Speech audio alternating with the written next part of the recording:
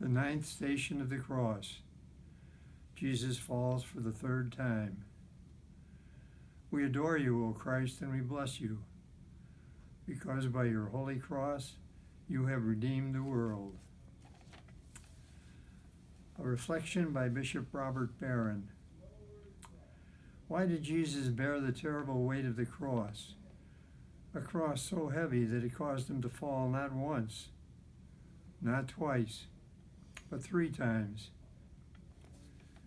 Because if the weight of sin had been addressed only from a distance, only through divine fiat, it would not have been truly conquered. But when it is withstood by someone willing fully to submit it, it is effectively exploded from within, undermined, defeated. This is the strategy of Jesus, the Lamb of God. We see it in a number of gospel scenes where Jesus is tired out after his contact with the sick, with the lost, and with the sinful. At the beginning of Mark's gospel, we find an account of a typical day in the ministry of Jesus. The people press on him from all sides, compelling him to find refuge in a boat, lest he be crushed by the crowd. And at one point, there are so many supplicants surrounding him that he couldn't even eat. Mark tells us that Jesus went off to a secluded place to pray.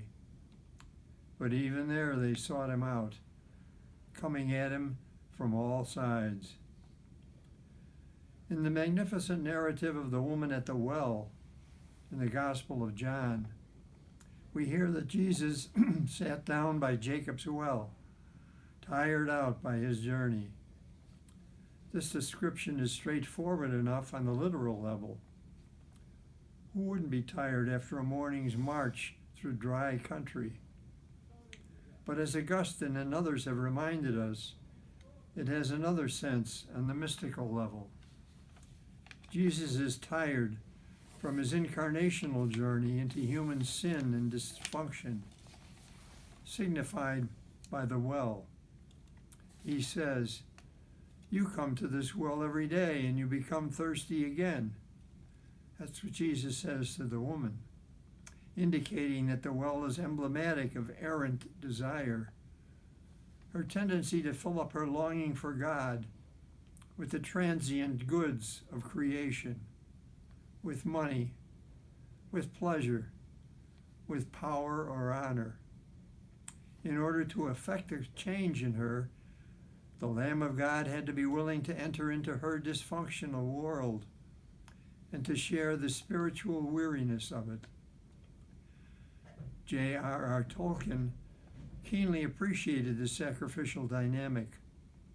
His great Christ figure, Frodo the Hobbit, brought about the salvation of Middle-earth precisely through his entry into the heart of the land of Mordor, disempowering that terrible place through his humble willingness to bear the full weight of its burden.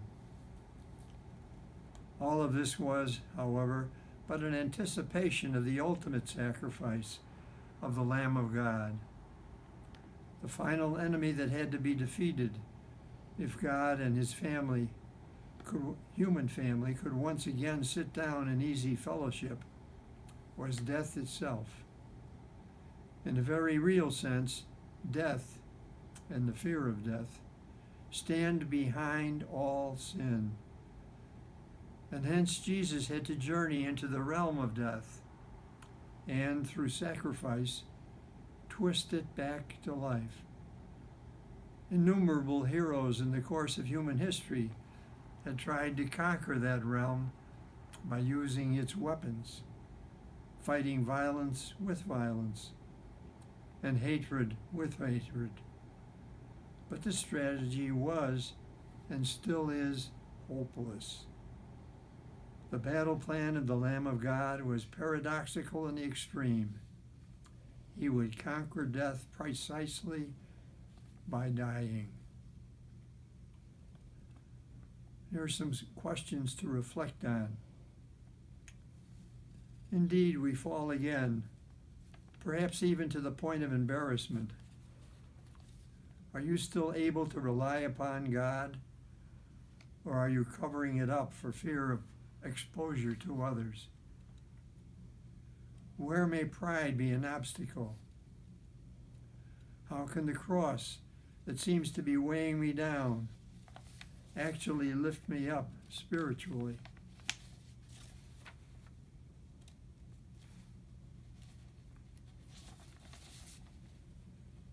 After you have thought about these for a few minutes, please recite one Our Father, one Hail Mary, and one Glory Be.